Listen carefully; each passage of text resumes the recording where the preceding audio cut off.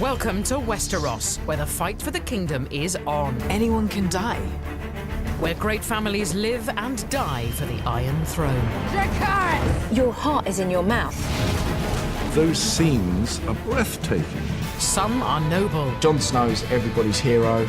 some are not. Oh, it's so bad. I haven't. So many kings and queens, but only one can rule. You cannot deny her strength. The wall is down, and the dead are coming. You can't have a cliffhanger greater than that.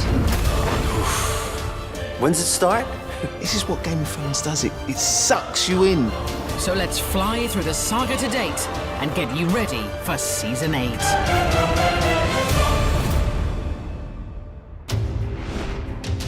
As Season 1 opens, it's the calm before the storm.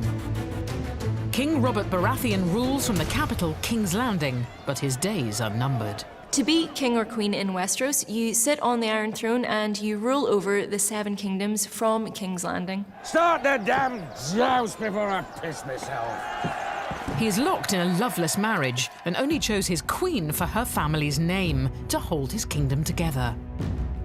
On Robert's part, there's no love involved. Don't you get tired? Every day. It could have been anybody. It happens to be Cersei. I felt something for you once, you know.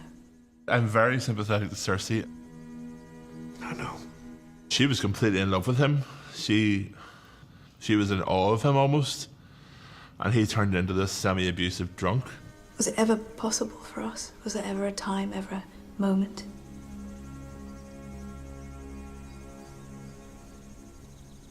No. You may think initially, oh, that poor lady married to that terrible man. But don't underestimate her. This unhappy couple have 3 golden-haired children to their name. But Cersei keeps a deadly secret from Robert. The children are not his. The truth will be discovered on a royal trip north, and it's here that our story really begins. The king has asked his old ally Ned Stark to help him rule. Ned and his wife Catelyn govern the north, fiercely loyal to the crown. The Starks stand for loyalty, integrity, bravery. They are really the moral compass of the show. They're the good guys, and they're the ones that you find yourself rooting for from the start. The couple have 5 children, 3 sons and 2 daughters, and the decimation of this happy family will reverberate throughout our tale. They're almost too innocent for that world. King Robert arrives with his queen, Cersei, and with them is the whole Lannister clan. That's Jaime Lannister, the Queen's twin brother. Oh, the Lannisters. They're blonde, they're beautiful, they're arrogant. So fuck them.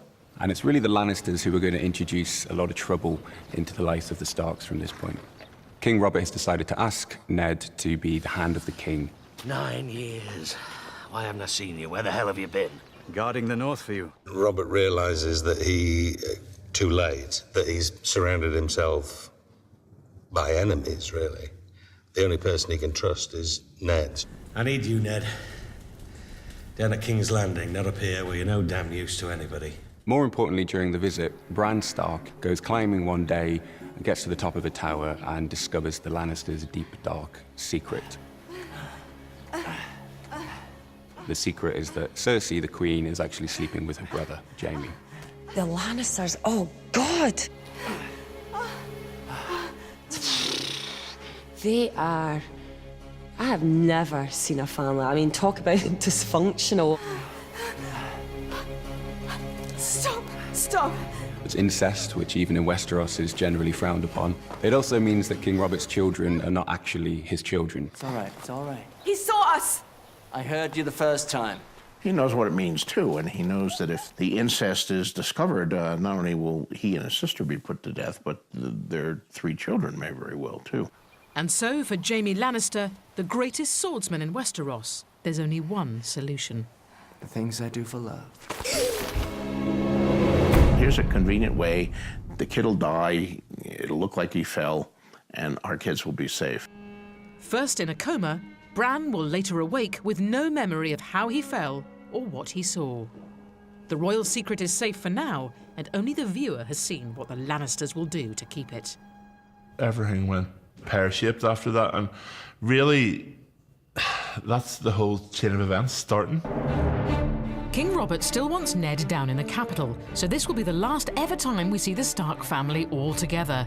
A family which includes Ned's son out of wedlock, the bastard Jon Snow. Ned must now leave his family and follow King Robert south, taking his daughters Sansa and Arya with him. The reason I think that the first season of Game of Thrones works is it's essentially about this good family that just wants to essentially be left alone and serve their king and their country. This good family is ripped apart and thrown into situations that they never anticipated. They are bound for the capital, King's Landing, where Ned's new task will be to protect King Robert from those who would unseat him. And in Season 1, viewers learn the greatest enemies live in exile overseas, the Targaryens. They were dethroned by King Robert in the last war. The only surviving members of the family are a brother and sister called Viserys and Daenerys. The siblings are the children of the Mad King, who was killed in war. Viserys dominates his younger sister. Viserys has more than a touch of the Targaryen madness, and you know, sometimes he's protecting her, but he's also trying to treat her as a bargaining chip. Come forward, my dear. In search of an army, Viserys makes a pact with a savage tribe, the Dothraki, offering his beautiful young sister in marriage to their leader, Khal Drogo. She's the only bargaining chip he has. He doesn't have any wealth anymore. He doesn't have any armies, but he has her, who he can trade to this horse lord. I would let his whole tribe fuck you. All 40,000 men and their horses too, if that's what it took. He's power hungry, but to a nasty degree. Doesn't really care how or by what means. He just wants to be important and looked up to. But his plans backfire.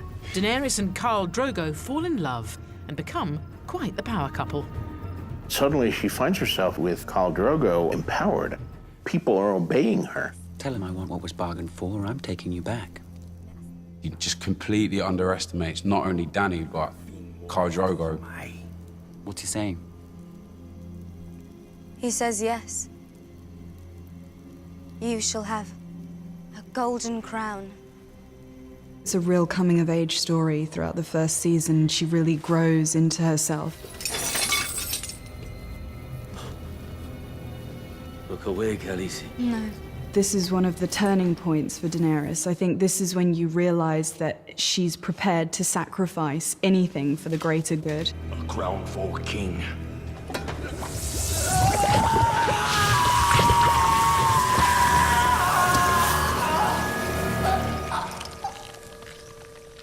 He was revolting. He was utterly, utterly revolting. And that was the moment that she escaped from her shell, when she became the woman and not the kowtowed girl. And as the Targaryens grow in power, we learn that King Robert faces another challenge to his northernmost borders. Threats which led past rulers to build this giant wall of ice to keep out wild things beyond. It's protected by the legendary Night's Watch. The Night's Watch are a small army who guard the northern border of the country. In Season 1, there's lots of fighting for the throne, but actually in the background, there are these creatures appearing north of the wall that nobody has seen for thousands of years. And no one quite wants to believe that they're there, but they certainly are. We hear the characters saying that this is all folklore, that this is all made up. But for the viewer, we see that basically these characters do exist. They are there.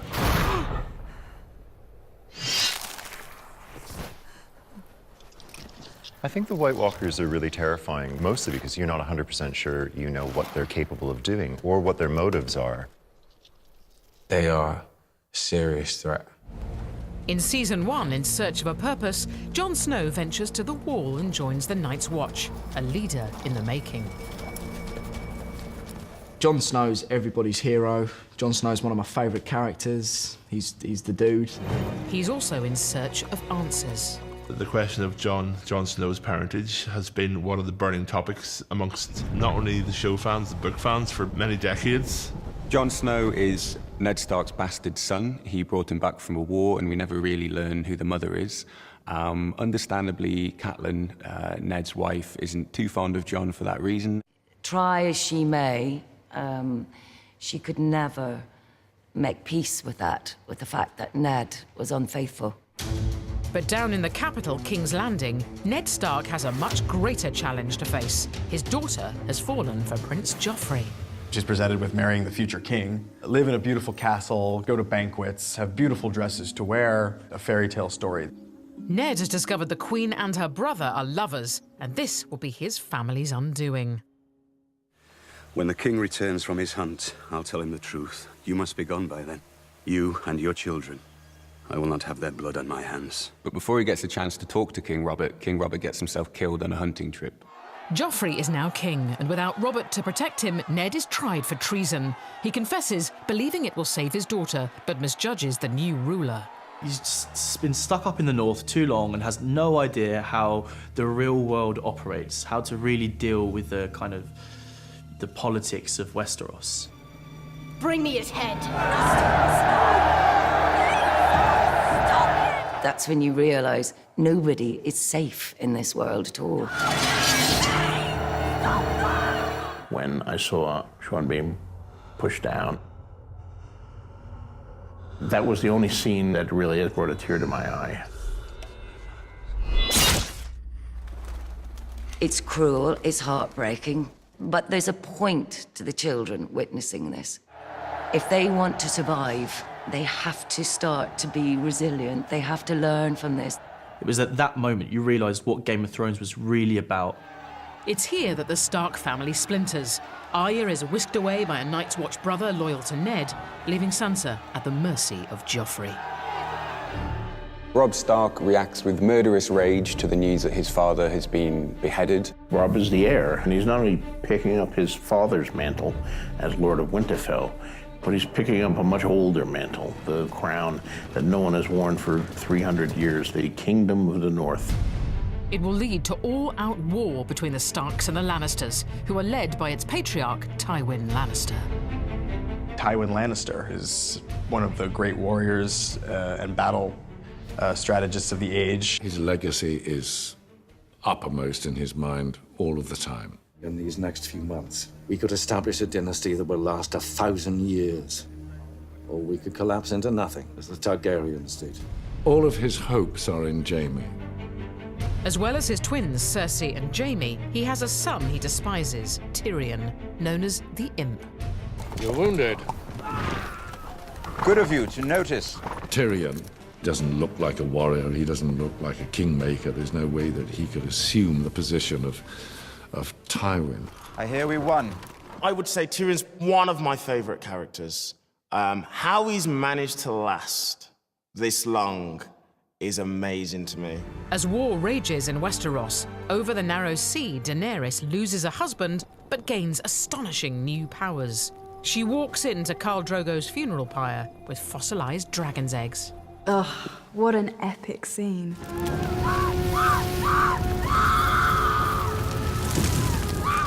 Season 1 ends with the sight of Daenerys emerging from a fire unscathed with her dragons hatched. These creatures are extraordinary creatures, the likes of which have not been seen in hundreds of years. Blood of my blood. You see these three dragons around her and you're just like, okay, they're gonna be awesome when they're grown.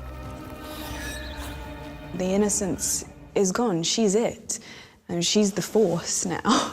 As the dragons are born, she comes more and more to her own until the power becomes innate to her. It's about a new era. The whole first season is essentially the old era dying out, the new era beginning. And by the end, she has a sense that she knows that she's bound for greatness. And after the break, watch those dragons grow in Season 2.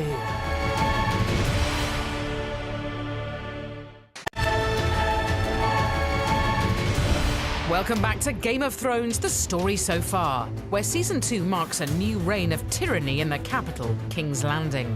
Joffrey is brutalizing his subjects, as well as his bride-to-be, Sansa Stark. You can't! What did you say? Sansa has learned some painful lessons along the way. The chivalrous knights and gallant princes that she dreamed of. She got a gallant prince, and he turned out to be Joffrey. Killing you would send your brother a message. She's a prisoner in the worst place imaginable. enduring all kinds of psychological and sometimes physical abuse from these captors. Leave her face. I like her pretty. He's a bully, and we don't like bullies. Joffrey is a character throughout the series that the audience loves to hate. I had a disgusting lie about Uncle Jamie. And you? He's a despicable human being. Cersei's smart enough to realize that Joffrey is perhaps not what she might have hoped for. He's getting out of her control now, and he's a danger, in part, even to her and even to other members of the family. What you just did is punishable by death. Joffrey's enemies are everywhere. Chief amongst them, and just across the bay at Dragonstone, is Stannis, brother of the late King Robert, who believes the throne should be his. Stannis has learnt that Robert's children are Lannister bastards, which means that it is Stannis who is next in line. So Stannis Baratheon, who knows that King Joffrey is a product of incest, decides to send ravens out to all the corners of the Seven Kingdoms, letting them know the Lannister secret. In order to claim the throne, Stannis enlists the Red Priestess, Melisandre, who is on her own mission to find the right ruler for Westeros. She believes Stannis is the savior of the worlds, basically. He's supposed to be on the Iron Throne. And her magical powers have no limits, I think. There's so much that we don't know that she can do. However, Stannis isn't the only one after the throne. His younger brother Renly also believes he has a claim, and so war is inevitable. The Iron Throne is mine, by right. All those that deny that are my foes. The whole realm denies it from Dawn to the Wall. They both think they should be king, but I'm on Stannis' side, so screw Renly. Rather than fight it out on the battlefield, Stannis finds another way to kill his brother, because family ties don't mean an awful lot in Westeros. The powerful sorcery of the Red Priestess is revealed when she gives birth to a sinister weapon.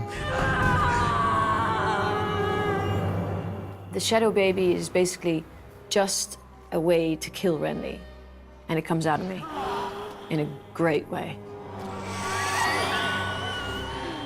I think Melisandre, she's always lived by this religion. If she's got something to do, she's going to do it, and she's not going to let other people stand in her way. What I think is brilliant about Game of Thrones is it lives in a fantasy world. It's a completely realistic depiction of how power works, what power does to people, what people do to get power, and what happens when they fall short, when they miss the mark. And that's why it's so brilliant. When Renly is murdered, it leaves behind his widow, Marjorie Tyrell, who belongs to the Tyrell family, who are very rich and powerful in their own right. Calling yourself king doesn't make you one. And if Renly wasn't a king, I wasn't a queen. She knows how to play the game. She really knows how to play the game. Do you want to be a queen? No. I want to be the queen. As one would-be king is extinguished, another rises up as Season 2 sees a small but vicious family enter the fray. A seafaring house that commands the greatest fleet of ships in Westeros. It is led by Balon Greyjoy, whose son, Theon, a captive of the Starks since childhood, has finally made it back home. We take what is ours. Your time with the wolves has made you weak. Theon Greyjoy has grown up with the Stark family. He was a sort of a prisoner from a war in the past. He now returns to his motherland, which is the Iron Islands, and decides to betray the Starks. You'd have our father bow down to your other family. I have no other family. Theon's sister, Yara, a battle-hardened warrior, is now heir to the Iron Islands. Yara is strong and fierce, so when Theon comes back and stakes his claim, she's worked too hard for this and is not giving that up. To prove his loyalty, Theon invades Winterfell. Send a raven to Pike informing my father of my victory here. This leaves the Stark family home in chaos, and he takes the younger Stark brothers captive. Prince Theon. I've yielded Winterfell to Prince Theon. Across the Narrow Sea, Daenerys Targaryen is learning valuable lessons in her quest to return to Westeros and seize the throne. She is desperate to be a good ruler, that she can, go to bed at night saying, I think I'm doing things the right way. As Daenerys' power grows, so do her dragons. But as news of their existence spreads, they become highly sought after. When she's in Qarth, everybody just kind of thinks, like, who are you? We'll just take your dragons. We'll take your dragons and you're not powerful anymore. Dracarys. People have underestimated her the whole way. And it is in Season 2 that we finally see the dragons kill for Daenerys.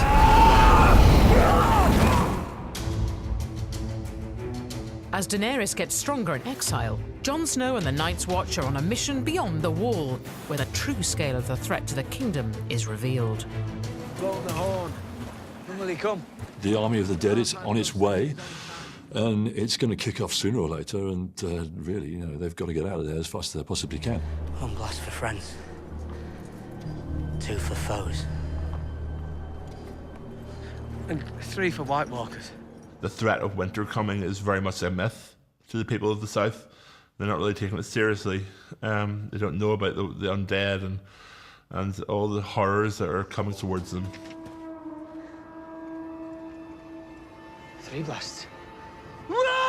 So what we learn in Season 2 is that the White Walkers are very much real. They're nothing like we've ever seen before in television. They're not just zombies, they're not just statues, they're walking ice cubes, basically. They're really bad and they're really scary. And it's literally, I think it's going to be a fight of ice and fire.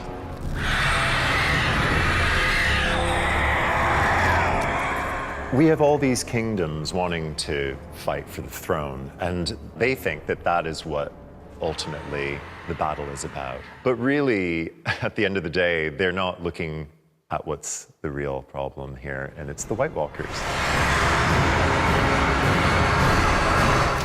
And it's in Season 2 in King's Landing where we see that Tyrion may just be an asset to the war, when Stannis launches an attack on the city. I'll lead the attack! Battle of Blackwater was his moment. He was the best person to speak to the people of King's Landing and to get them to protect their city. Because he knows what it's like to fight. He knows what it's like to have your back up against the wall. We like an underdog, and when that underdog manages to come out on top, it's a cause for celebration. There's our brave men knocking at our door. Let's go kill them! Tyrion manages to get the troops fired up by giving a good speech, and then heads out with them to fight Stannis on the bay.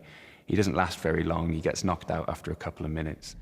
Tyrion is upstaged by his father, Tywin, who arrives with his own massive army. He's been bolstered by the Tyrells, who firmly joined the cause, and they crush the Stannis attack.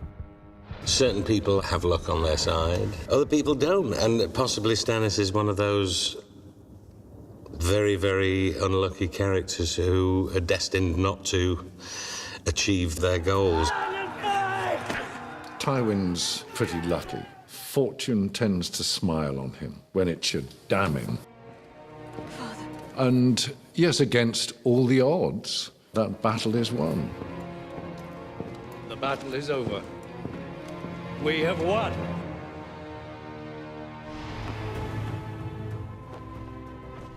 Season 3 begins, Daenerys has set sail on a mission. She and her dragons may have grown in power and stature, but securing an army still eludes her, so she ventures to a place where she can buy one. She knows she needs an army, a powerful army, if she ever wants to reclaim the Westerosi throne. And the best bet for that are the Unsullied. I have dragons. I'll give you one. She appears to want to trade the dragon for slaves. She seems to have made this daft agreement to give away her best dragon. She hands over the dragon. Next thing you know, once she's got control of the Unsullied, Zadrizes buzdaris kosdaur. then it's very easy to say to the dragon, who still will listen to her and not to him, burn him. Dracarys. Because you would take power if you have the force of a dragon. They're pretty impressive creatures. She's been the mother of dragons, and you knew she was destined for greatness, but now she really is a queen with an army. To then see that she has thousands of people on her team, and then you get like this swoop past. She's got these like fire-breathing mythical creatures that are just gonna tear shit up.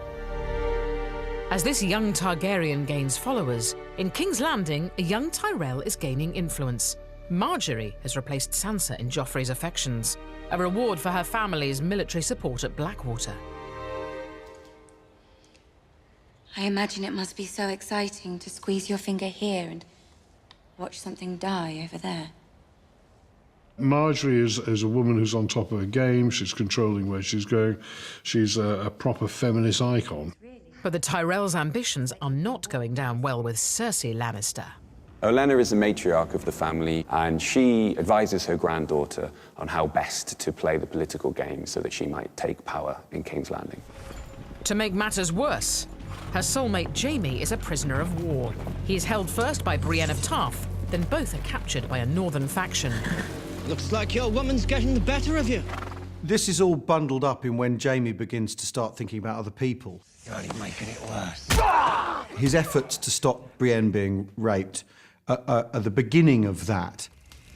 You know who she is, don't you?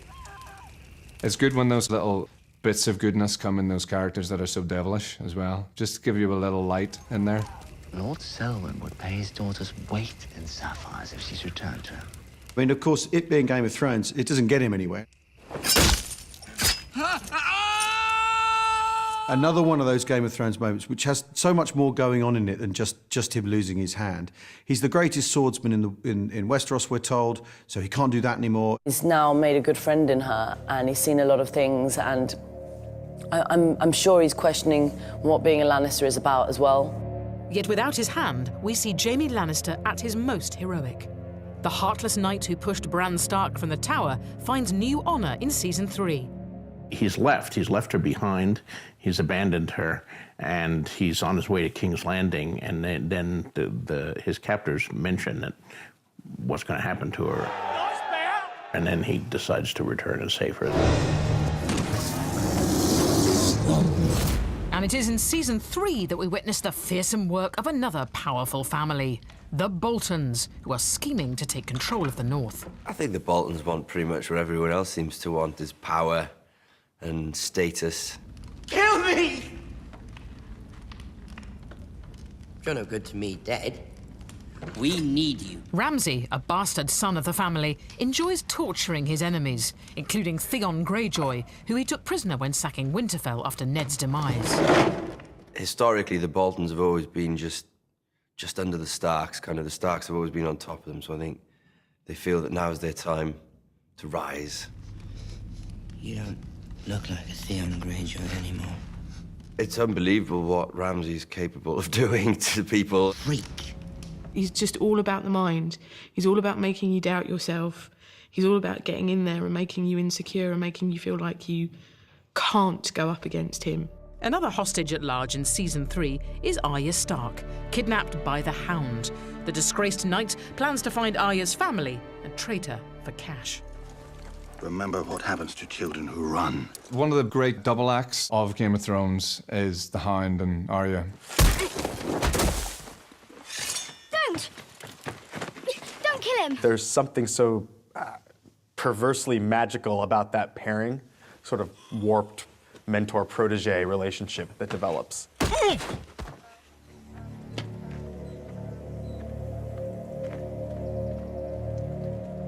In his desire to claim a ransom, the Hound heads for the Twins, where he knows that Arya's mother and brother, Catelyn and Robb Stark, are attending a wedding. The Twins is a strategic river crossing controlled by the Frey family, and the Starks need them on side for their war effort. Walder Frey is a very bitter, nasty old man who controls a small but significant area in the kingdom. I was pledged to marry one of you, and I broke that vow. If he's been let down by Robb Stark after this promise, if he shows any kind of forgiveness or just let it go, we didn't want to marry my daughter, he's married someone else, he would lose face in that world. It's a vicious world he's operating in. The Stark family offer Rob's uncle to make amends and are here for that wedding. A terrible mistake. Also at the wedding is Roose, head of House Bolton, traditionally loyal to the Starks, but not for much longer. Rob's decision not to marry Walder Frey's daughter, he knows he's alienating and going to upset a very, very powerful house and a very, very powerful man. So he changes his allegiance. Catelyn, in her heart, knew that you do not break a promise if you are the King of the North, and also you certainly don't break it to Walder Frey. You're great.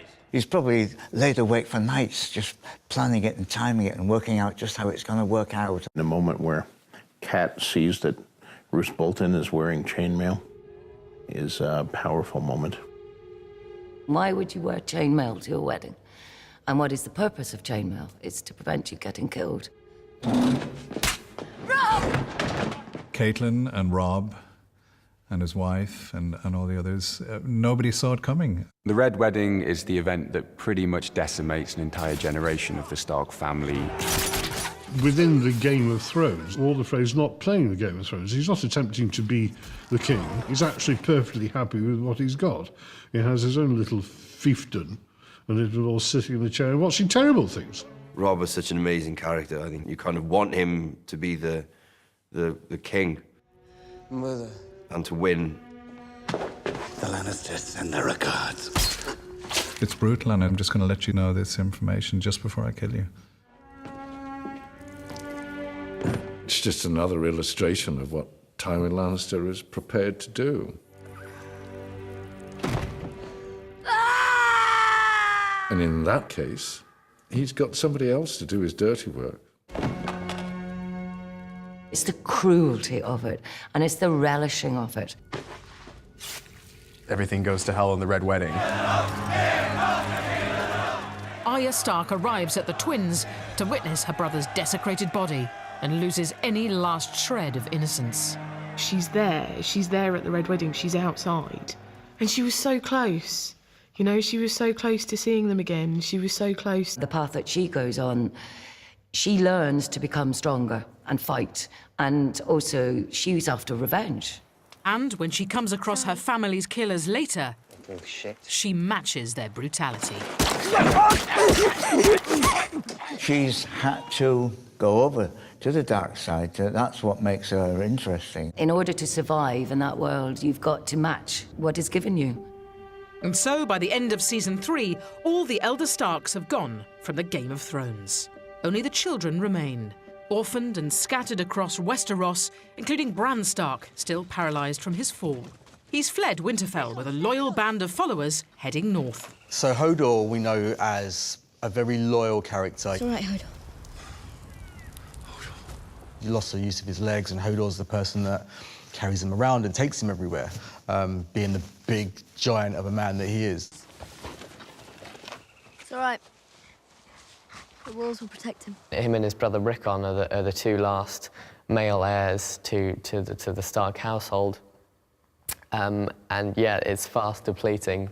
We're running out of Starks. I think it's all about, for Rickon and Bran, kind of sticking together and, you know, seeing how their adventures and their journeys play out to kind of find this lost happiness and this lost family that they're searching for. Bran Stark is very much on his own journey to discover the root of this ancient magic that's reappearing in the kingdom throughout the seasons. And yet, amid this loss comes a small victory. Unlikely hero Samwell Tarly stumbles on a weakness of the White Walkers. Samwell reaches for all he has to hand, an old dragon glass spear he once found in the ground. To his astonishment, it works. The spells are shattered and it's melting before him. And stay with us to see Wedded Bliss vanish after the break. He's choking!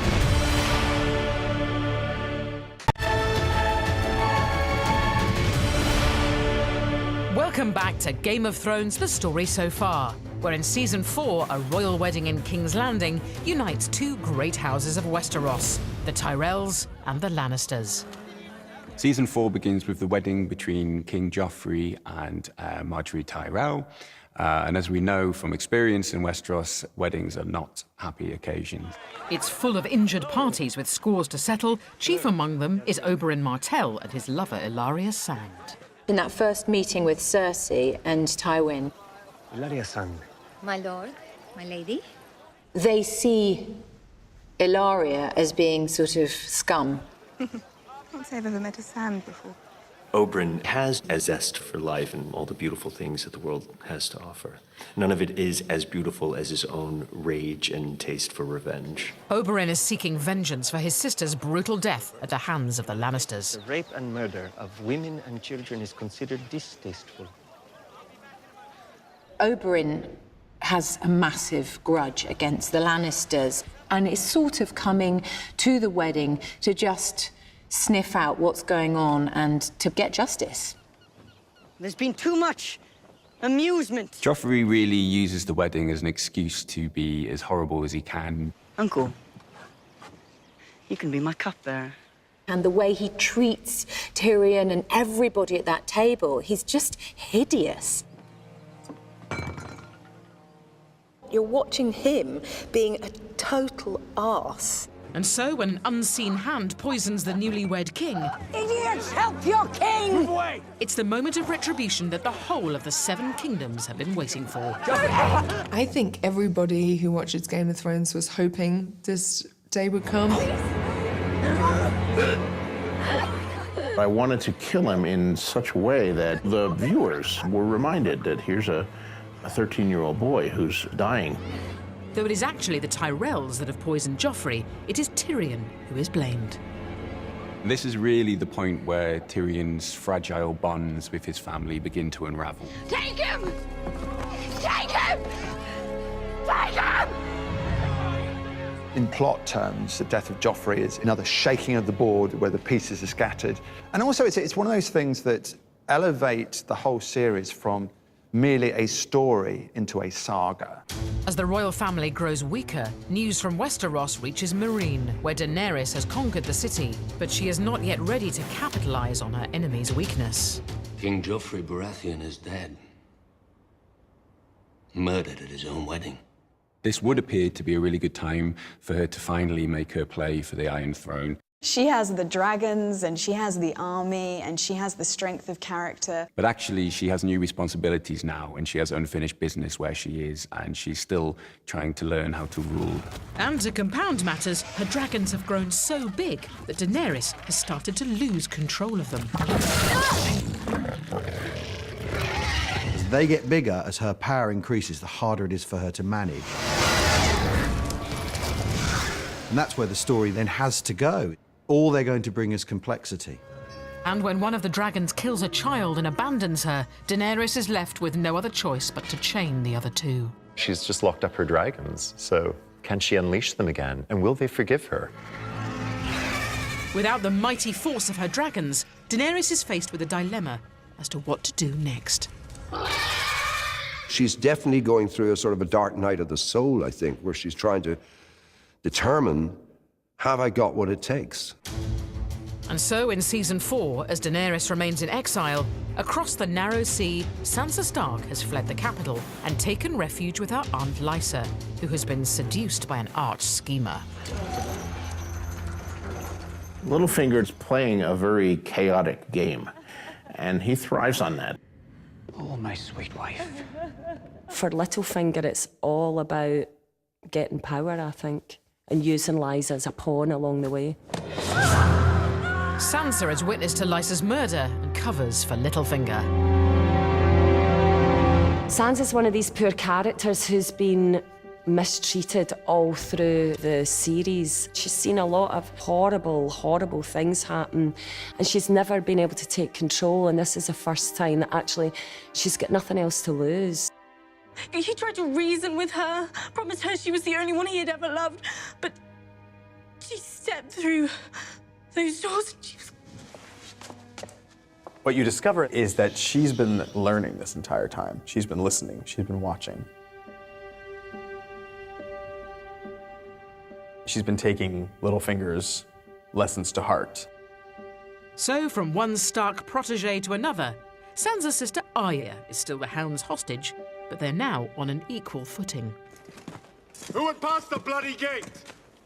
The bloody hound, Sandor Clegane. He's her captor, but he's also her protector. And, you know, she's seen his own pain and his own fear at times, and they've shared some dangerous situations. But when the Hound is gravely injured in battle, Arya is forced to strike out on her own. Fuck it. I'm ready. Now he's wounded and he's dying, and she's remembering all he said about mercy, and he's asking for mercy. And by mercy, he means, a quick thrust to kill him. And she doesn't give it to him. Kill me. She won't put him out of his misery. She won't give him the easy way out. She's going to leave him there to suffer. Another wandering Stark is Arya's crippled brother Bran, who has made it north of the Wall in search of the three-eyed raven, who he believes will help him walk again, all the time aided by his loyal travelling companion, Hodor. I think Hodor's been more than just Bran's legs. I think he means a lot to Bran. You know, he's always been there through absolutely everything, you know? Even though he can't speak, he can only say one word, he's always someone that's looking after him. You know, in a world of evil, he's probably one of the only good ones.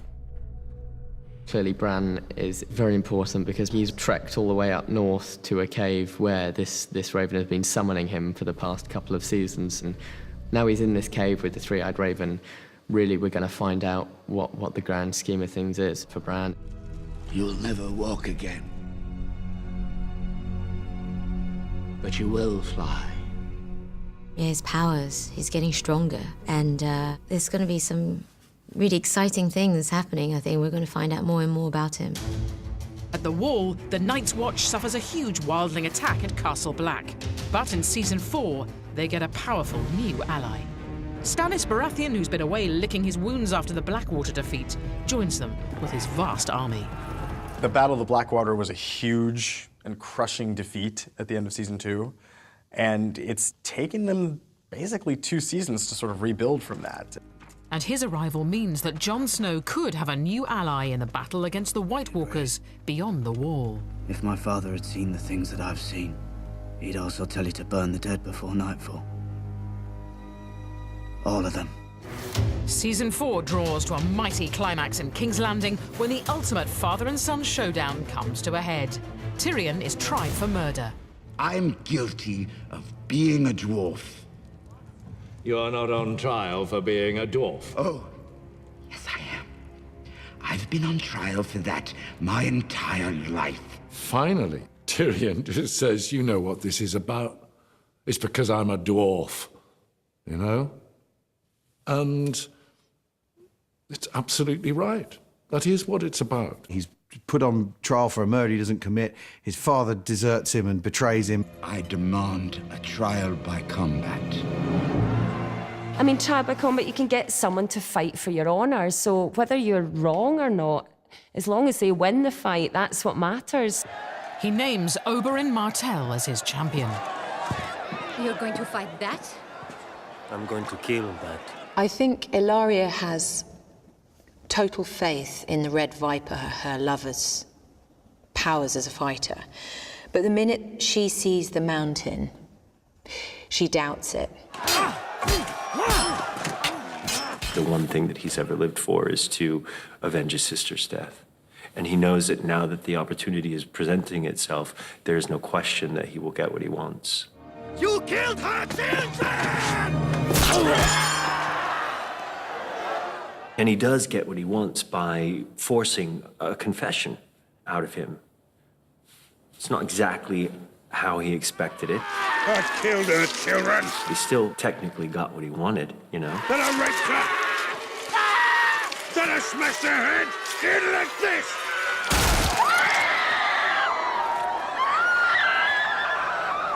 She's lost the man who was her protector, who was her champion, who was everything that she believed in her world. Tyrion Lannister. With his champion defeated, Tyrion's life now hangs in the balance. You're hereby sentenced to death. In Westeros, the pursuit of justice is as futile as anything else. All Oh, get on with it, you son of a whore. Is that any way to speak about her mother? Tyrion is released from jail by his brother Jaime and told to go and board a ship and run away. Instead, he decides to check in on his father. But it's his former lover, Shae, that he discovers in Tywin's bed. Tyrion then kills Shae in a sort of fit of jealousy and then takes a crossbow and goes to find his father. Tyrion, put down the crossbow. Tywin really has had it coming to him. I don't know how much more Tywin could have got away with, really. Especially after what he's put Tyrion through. You're no son of mine. I am your son. This is someone who spent his whole life trying to win his approbation. As much as he hated him, he really wanted that, you know. Obviously, that's never going to happen now because he put a crossbow bolt in his groin. What it means is when a big character like that goes, there's going to be a power vacuum and there's going to be hustling and jostling to get into his place. I am the queen! I am the queen! Have you lost your mind? Join us after the break, where in Season 5, a new power rises in King's Landing.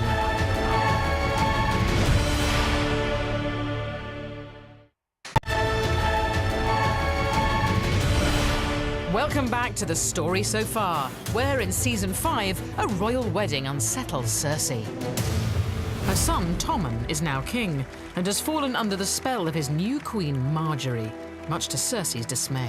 When Margaery come in his life, I think he was just enjoying life so much. Judging from the king's enthusiasm, the Queen Mother will be a Queen Grandmother soon. Wouldn't that be a lovely day? Him being king was just a whole new excitement, a whole new life. No. Cersei empowers religious fanatics to help her topple her rival, Queen Margaery. You can't do this.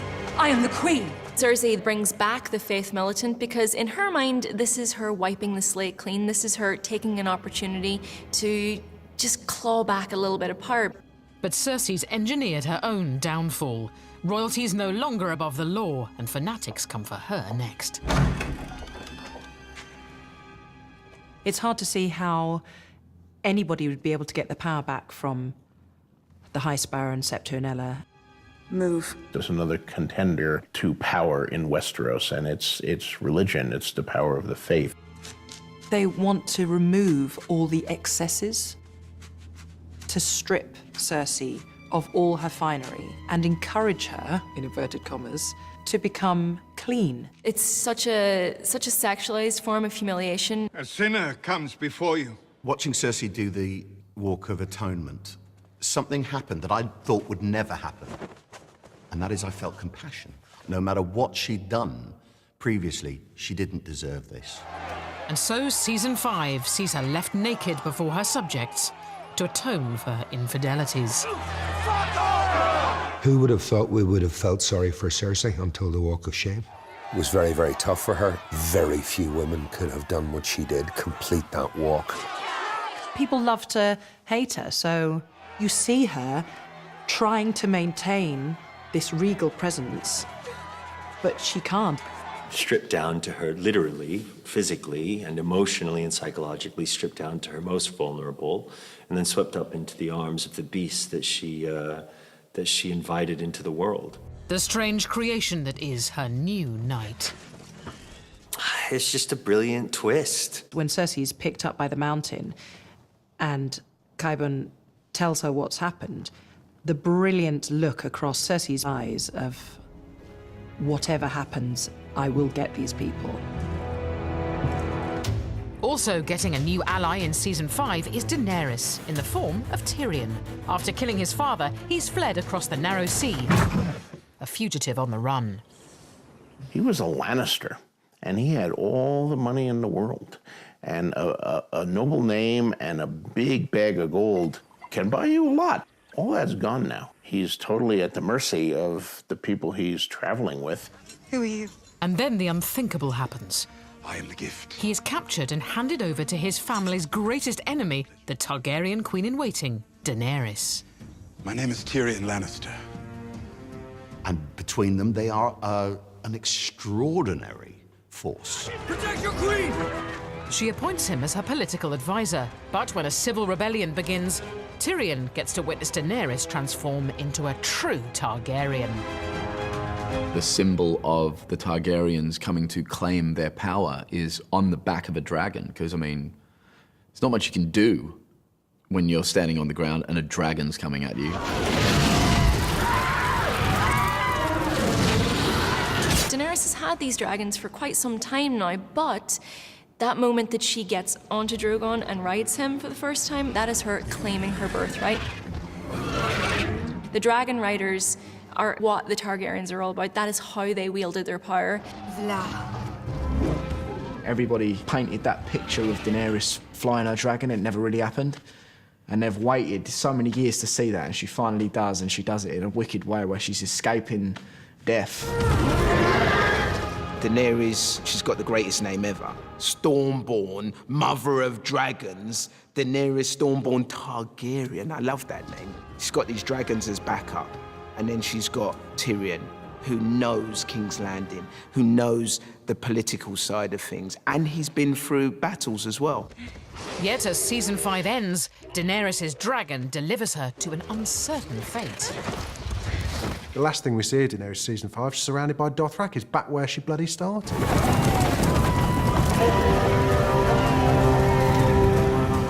And season 5 is one of vengeance for Arya. The young Stark follows her mentor to Braavos to become an assassin. To serve well, a girl must become no one. Arya's relationship with Jaqen is fascinating. He is utterly mysterious, and she is seduced by his power. I didn't come here to sweep floors. No? Why come then? You said I could be your apprentice. The power of death, the power to choose who dies. And Arya uses her new skills to slaughter Meryn Trant, a name on her kill list of people who've destroyed her world. Arya's just a wee assassin. She made him suffer in the best way possible, and she thoroughly enjoyed it. But you must remember what Arya has been through. There is a sense of vengeance rather than a sense of justice. As Arya explores vengeance, back home the battle is on for the Stark family home. Stannis Baratheon is marching on Winterfell, now held by the Boltons. But sometimes sacrifices must be made to ensure victory. He's going after something, and it's increasingly futile. In a desperate move, Stannis follows the advice of the Red Priestess, who promises him victory if he makes an unspeakable offering to the Lord of Light. She managed to convince him to burn his own daughter. That's one of the most chilling scenes, I think, of season 5. When he burns his child. She's believed in this god for so many years that I think that if it's not to do with the god, she kind of just blocks everything out. And I think that's what happened, is she blocked out the fact that she was going to be sacrificing a child. She was sacrificing the king's blood. Melisandre really did believe that Stannis was going to be the one who would bring everything together, and he was going to be the ruler of the Seven Kingdoms, and she's put a lot of her heart and soul into helping him. But it proves to be his undoing. His men desert him, and Melisandre, realizing all is lost, flees to Castle Black, Great. leaving Stannis to advance to Winterfell on his own. Speak up. Can't be worse than mutiny. He's had a rough old time, Stannis, hasn't he? Because really, he should be the king from after Robert Baratheon died.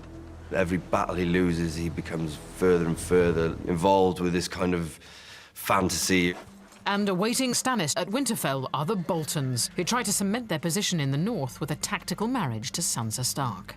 Orchestrated by master manipulator Peter Baelish. She shouldn't trust Littlefinger. I mean, why are you going to trust Littlefinger? I mean, it's... Jeez. He is the dodgy car salesman in Game of Thrones. Offers you everything and gives you nothing. May I introduce my son? Ramsay Bolton.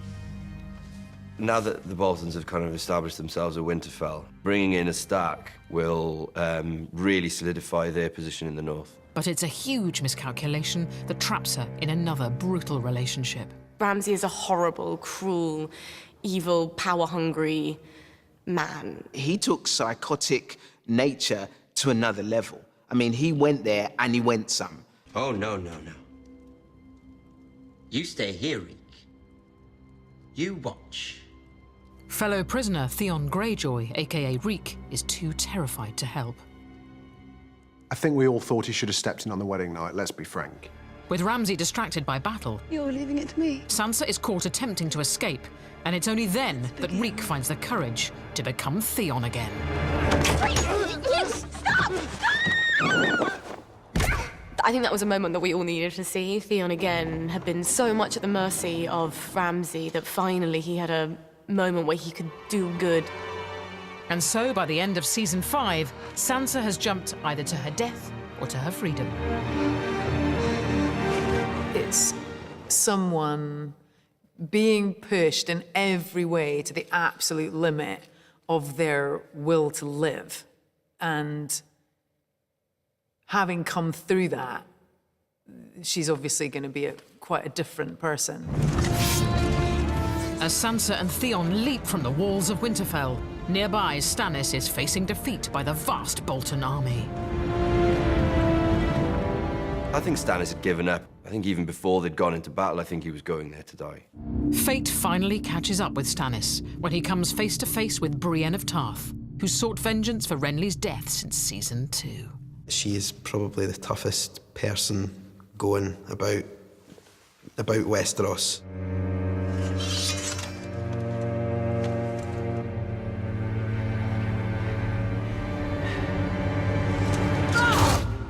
But as Stannis bows out, Jon Snow comes up against a greater foe when he ventures to Hardhome to make peace with the wildlings.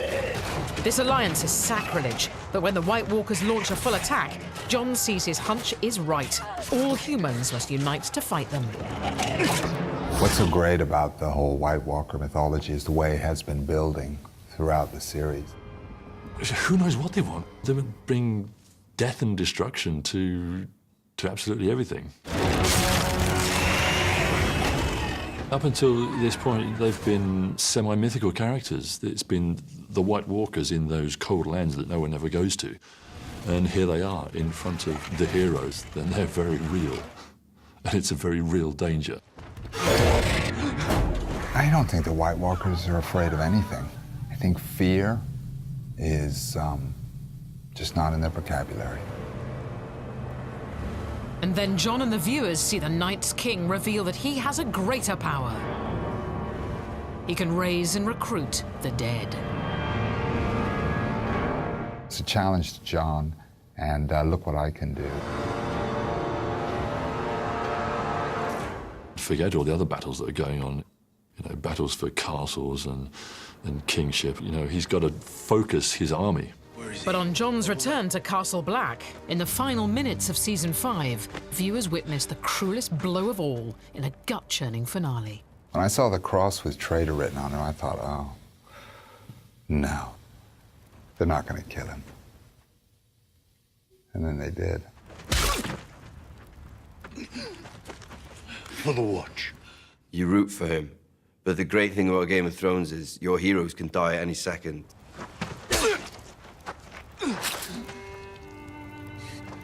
For the Watch. They're all members of the Night's Watch, and no matter what one of their brothers has done, what they did was worse than what he did. And so season 5 ends on betrayal and death. Is this really the end for Jon Snow?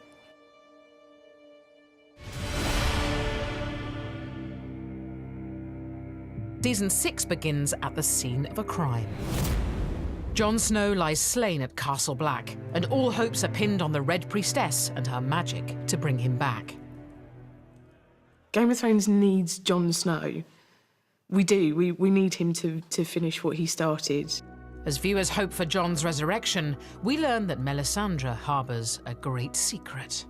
The reveal of ancient Melisandre was definitely one of the most stunning surprises in season 6 of Game of Thrones. It shows how much older she actually is and how much longer she's been believing in this god for. Then we see her use this power for Jon. She tries to bring him back, tries to resurrect him. It doesn't work.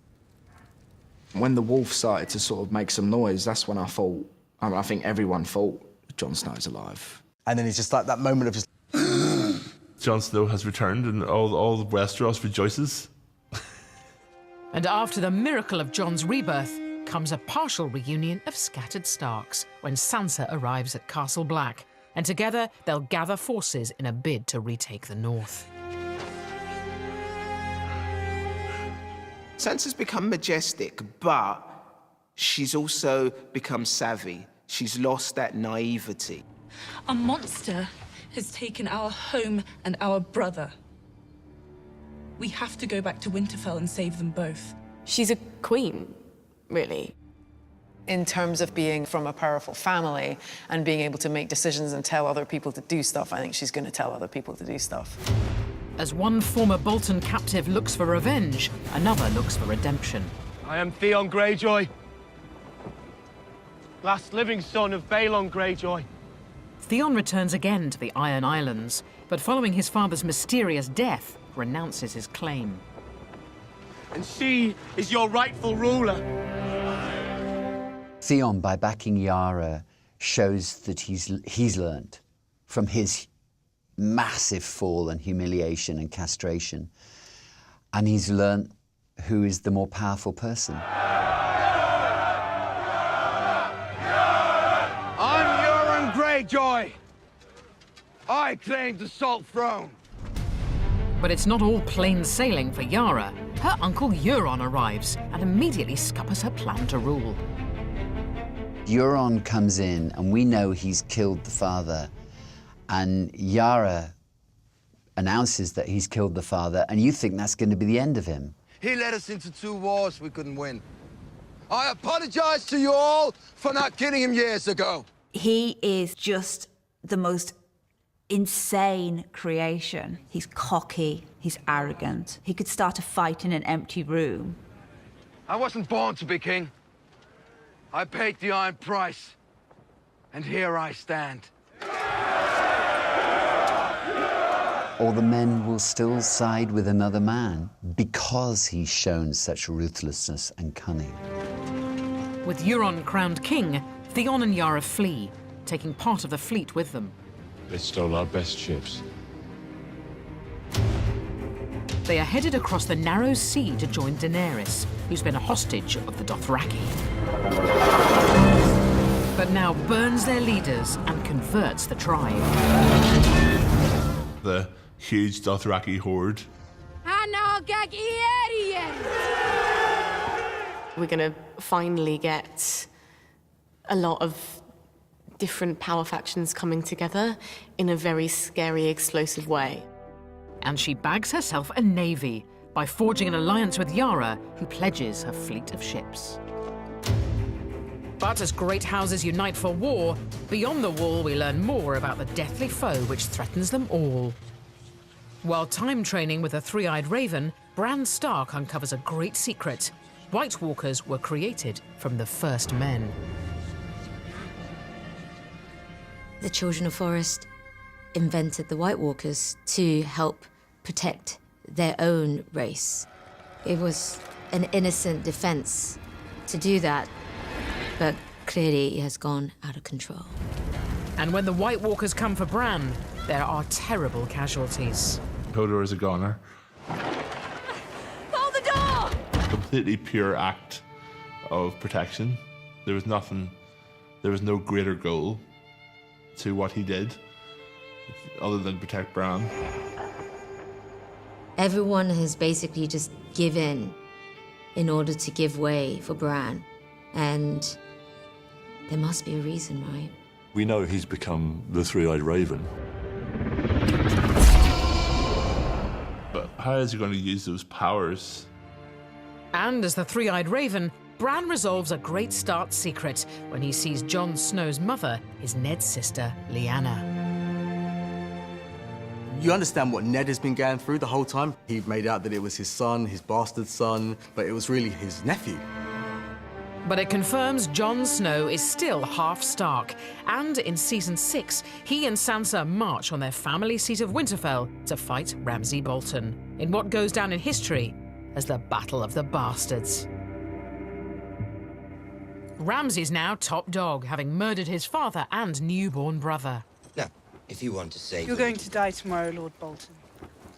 When you play the Game of Thrones, you either win or you die, you know, and she knows It's about winning now. She's had enough of all the rest. It's time to win. She offers her insight. You think he's going to fall into your trap? He won't. He's the one who lays traps. She's lived with this man for a long time, and she knows that he is cruel to the core. Sansa's words go unheeded. Ramsay baits Jon with his hostage, Rickon. Run to your brother.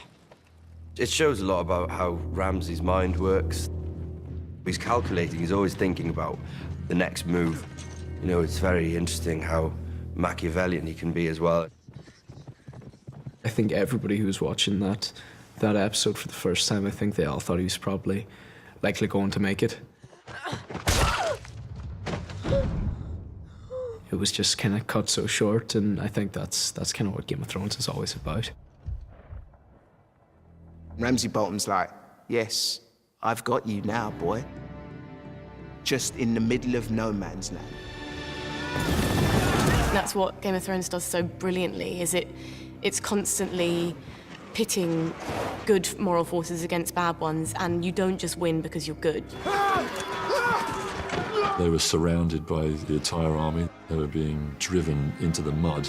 Ramsay should have won. He was much more conniving, much more cunning. And if it hadn't have been for Sansa coming in at the last minute, then he probably would have won.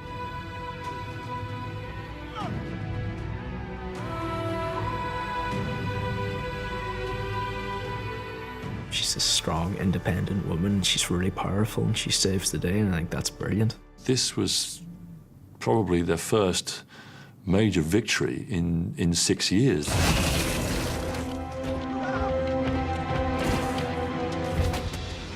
They're suddenly inside the castle. Winterfell. It seems Jon will kill Ramsay. But he then leaves Sansa to take the scalp. There was only one way to kill him, and Sansa found the right way to do it. She knows what she's going to do, and she knows he deserves it. All memory of you will disappear.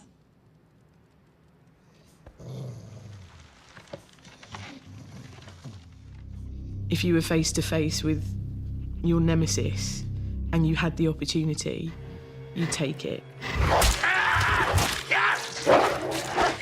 She's hardcore. She has the makings of a Cersei. But it's Jon Snow who becomes king as the season ends, with the Starks controlling the north and Sansa is by his side. She's a character that will surprise people, because she's not what she seems. And neither is Sansa's sister, Arya. Blinded and stabbed in her training as a faceless man, she's now back in Westeros to deal with Walder Frey. She's gone on this mad journey. Arya comes in disguise, having chopped up Walder's sons. They weren't easy to carve. She wanted him to see who she was. The face comes off and there's a knife. The last thing you're ever going to see is a Stark smiling down at you as you die. She's been caught up in it so young that she's turning into this child soldier. Revenge is a dish best taken cold. I literally cannot wait now for her and Cersei to face off. In fact, Cersei elevates revenge to an art form in Season 6, as the Lannisters fight for their family's very survival. These royal lovers are united in grief after the Sand Snakes killed their daughter. The Lannisters are all about power. They're all about revenge. We're the only ones who matter, the only ones in this world. And everything they've taken from us, we're going to take back and more. It doesn't matter how long it takes, they will get you back. With Jaime sent away to fight revolt, Cersei is left alone to face judgment by the faith militant. We are told that Cersei is going to turn up for a trial, but we know perfectly well she's not going to. But it's now she plays a game-changing hand. She was always going to have a dastardly plan. The Mountain was sent by Cersei to hold Tommen in that room. There's something wrong. Marjorie knows what's up in an instant. The High Sept is packed with those who've wronged Cersei, the Tyrells, High Sparrow, and Faith Militant. The amazing thing about Game of Thrones is the spectacle is always incredible, and you never know it's coming.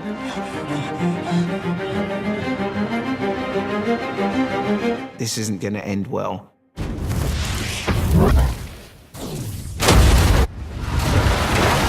Cersei has, of course, unleashed wildfire. She's wiped out this fantastic building. She's destroyed all her enemies.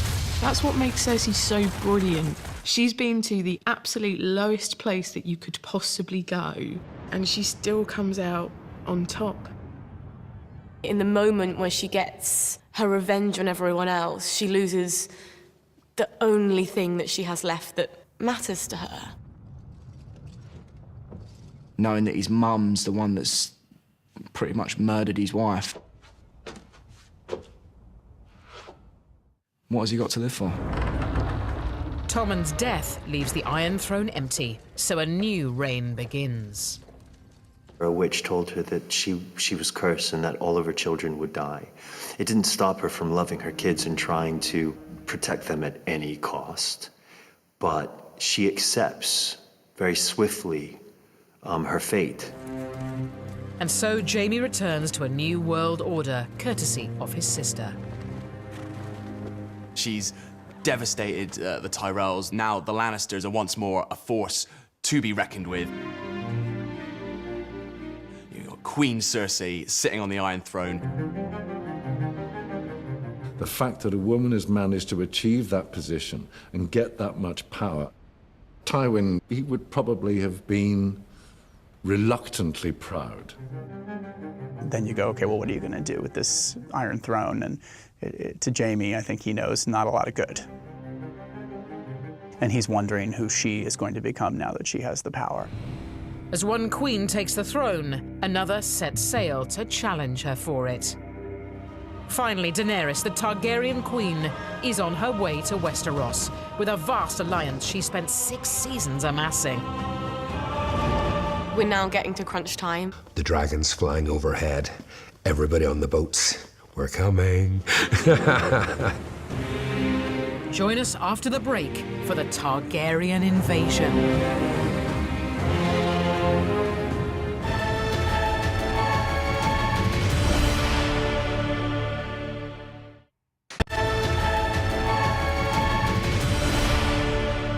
Welcome back to the story so far, where in Season 7, Daenerys finally lands on home soil, her birthplace, Dragonstone.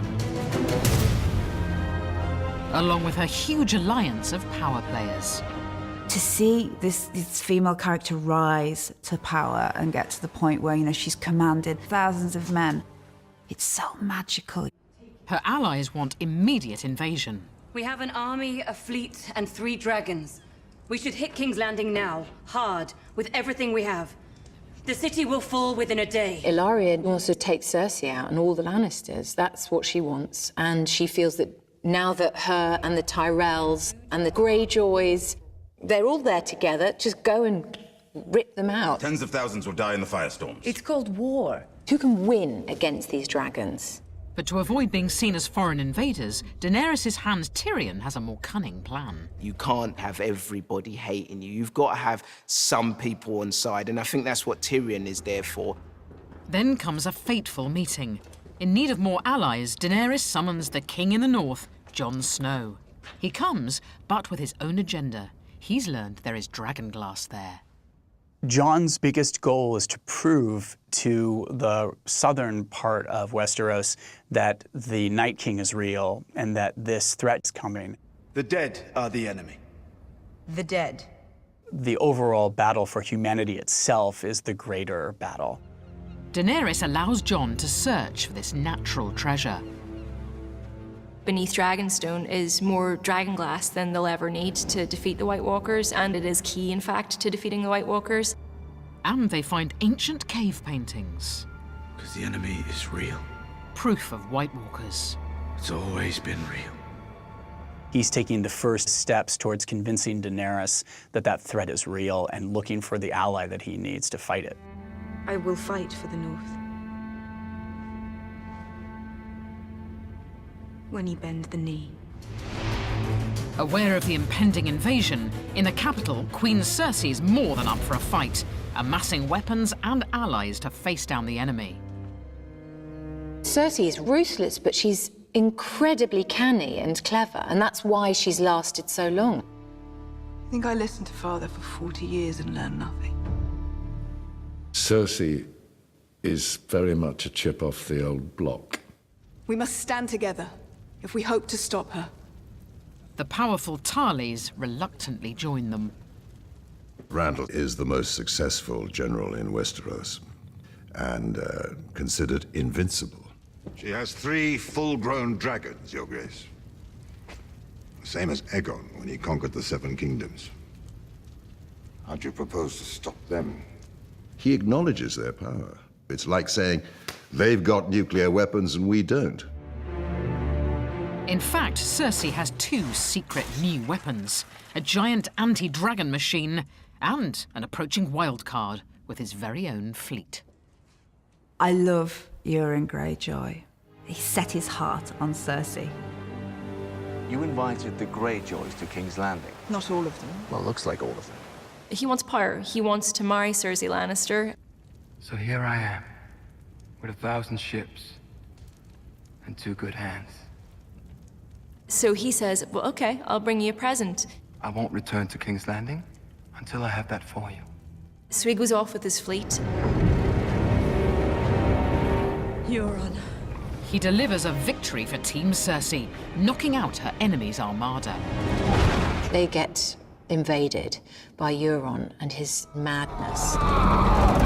So swashbuckly. I mean, properly swashbuckly. He manages to encircle Theon and Yara's much smaller fleet, and he takes Yara prisoner. I have her. Come and get her. Theon escapes in a really embarrassing and cowardly way.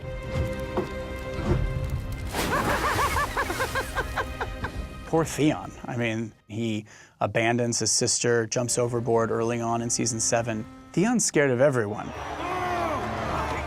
Euron also captures Ellaria Sand and her daughter, and that is the gift that Euron presents to Cersei because, of course, Ellaria murdered Cersei's daughter, Myrcella. I'm a prize to take back to Cersei so she can get her revenge on me, which I don't want. I give you what no other man could give.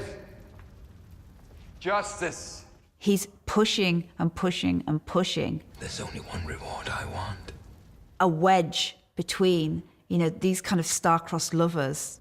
You shall have what your heart desires when the war is won. In a double bluff, Cersei lets her enemies capture her family's ancestral home. So they're able to take Casterly Rock surprisingly easy, and of course that puts them a little bit on edge.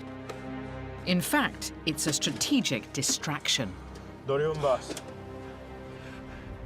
allowing Jaime to take his army south to conquer House Tyrell and steal its fortune. The Lannisters, led by Jaime, have very cleverly gone to Highgarden. I remember when the Lannisters did go to pay their debts by basically stealing a load of gold from Highgarden. That is where the money is, and of course they owe the Iron Bank not an insignificant sum. And Jaime goes to confront Olenna, who is, you know, kind of like the last Tyrell of any consequence. She's almost sitting there waiting for him. She knows what's coming. How will it happen? It's like almost like a business appointment, wasn't it? It's like, oh, hello, and now you need to die. As a viewer, you were just winded. But in her very last breath, Olenna reveals she killed King Joffrey. Tell Cersei. I wanted to know it was me. Boom. You know, it's like Game of Thrones just delivers, doesn't it? When news of the Lannister victories reaches Daenerys, she furiously abandons Tyrion's softly strategy, and she finally invades Westeros. She's just had enough. She is raining down her aggression on top of them.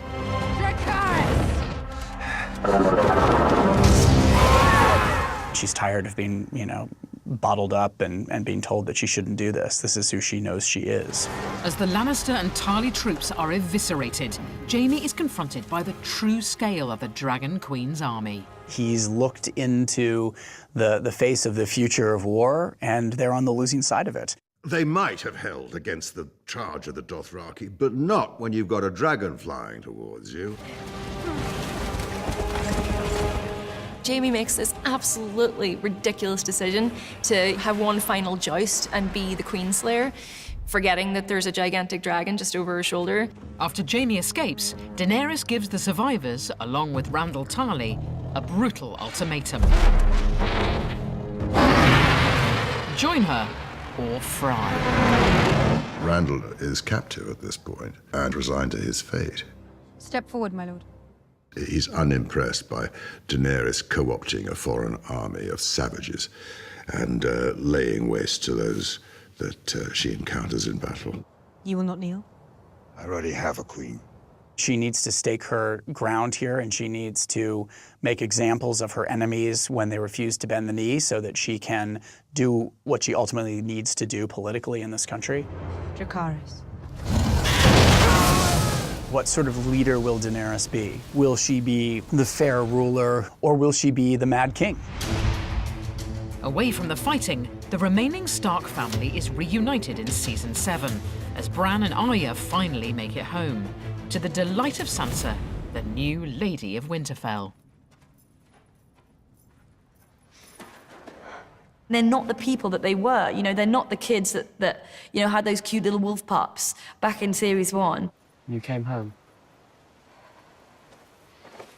But it's not as harmonious as one would hope. They hadn't been together for so long, and they viewed the past in entirely different ways. I remember you standing on that platform with Joffrey and Cersei when they dragged Father to the block. They are sisters, but they could, in a blink, become sworn enemies. You should be on your knees thanking me. We're standing in Winterfell again because of me. You were expecting, you know, sisterly love and tears and all of that, and it was quite the opposite of that, wasn't it? And in the shadows, Littlefinger is stoking the tension between them. What do you think she's after? And you think, is this all going to implode from the inside? You stand accused of murder. You stand accused of treason. How do you answer these charges? Lord Baelish. But it all backfires for the arch-schemer as he's finally outwitted and beaten at his own game. The youngest wolves of the pack have found their way to unite and use all their skills together. None of you knows the truth. You held a knife to his throat. Bran has now been replaced by this three-eyed raven. You said I did warn you not to trust me.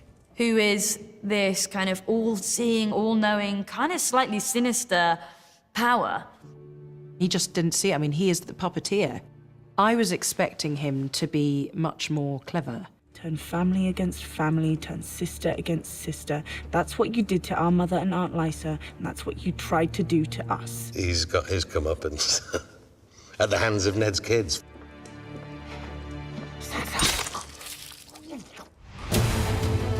And even farther north, a vital quest has begun. In order to unite the warring kingdoms of Westeros against the true enemy heading their way, Jon Snow leads a mission beyond the wall. It's the plan to go north, capture a white, and bring it down south and just show people, for once and for all, that there is this threat. After bagging a white, they are surrounded. And it falls on Daenerys and her dragons to fly to the rescue. She's there to save Jon. There's a mad battle raging on all sides, but the moment the Night King just very slowly picks up an ice spear. This is a pretty massive moment.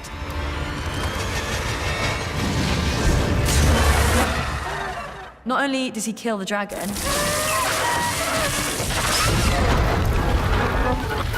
the Night King has gained one of the most powerful weapons imaginable.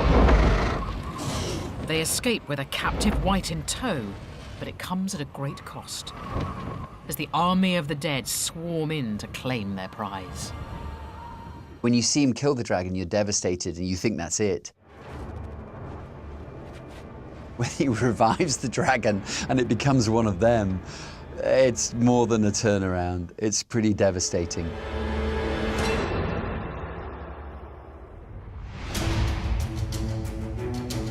Which leads to a dramatic reveal as Daenerys and Jon bring their deadly evidence down to the capital.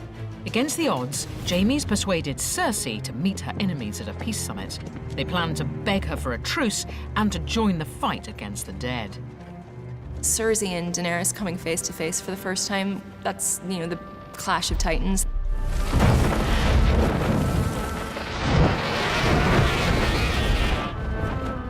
There are so many of them at play there. You've got the Greyjoys, you've got the Lannisters, and suddenly Euron's so volatile. We are all facing a unique... Theon! I have your sister. If you don't submit to me here now, I'll kill her. When there's that first face-off and you've got Cersei and Daenerys over here. You have my word. The word of a would-be usurper. There is no conversation that will erase the last 50 years. We have something to show you. When the Hound releases the White... And the dead come out and go straight for Cersei. It is the visceral payoff that we've all been waiting for, and it is the theatrics that Jon and Tyrion intend. this is the only thing I've ever seen that terrifies me. It seems Euron Greyjoy is turning tail and deserting his queen. They call you bluff. They don't actually have anyone get killed in that scene. It becomes something else entirely. The darkness is coming for us all. And Cersei appears to support a truce. We'll face it together. When she agrees, you just think, oh, this is just going to go horribly wrong. In fact, nothing is as it seems. We'll meet at Lord Harroway's town and march together to Winterfell. So, Jaime. Your Grace. He's organising the troops, saying, we're going to go north, we're going to help people out, let's get it together. And then she's like, you're stupid, we're not doing that. Do you really think Euron Greyjoy turned tail and sailed back to the Iron Islands? You see Cersei not sending the Lannister troops, but instead sending Euron Greyjoy down to Essos for the mercenaries. You plotted with Euron Greyjoy. She will stop at nothing, Cersei. Even though Cersei's revealed she's pregnant with a Lannister baby to bolster their dynasty, Jaime now leaves her.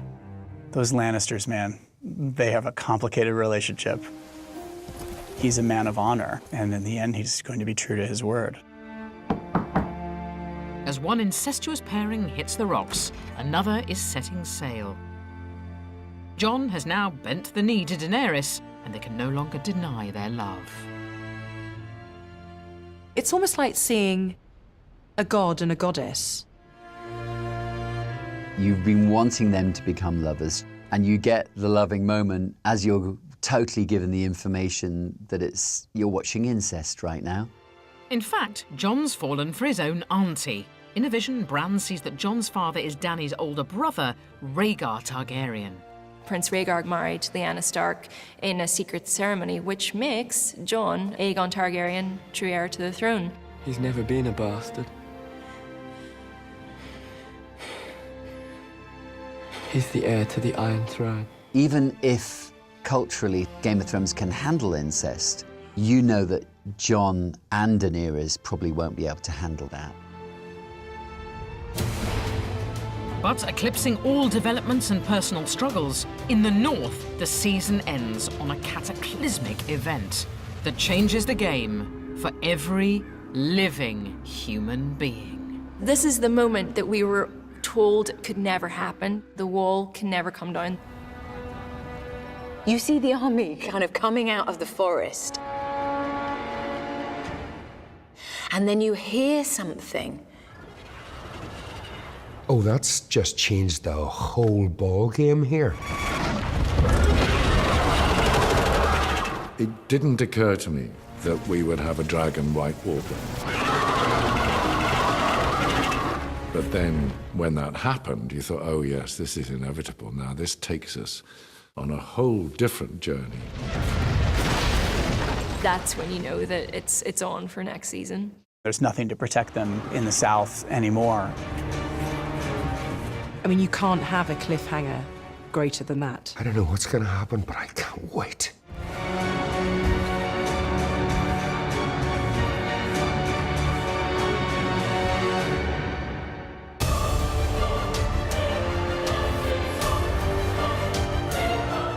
It's more than a TV show, it's a cultural event that everybody's talking about.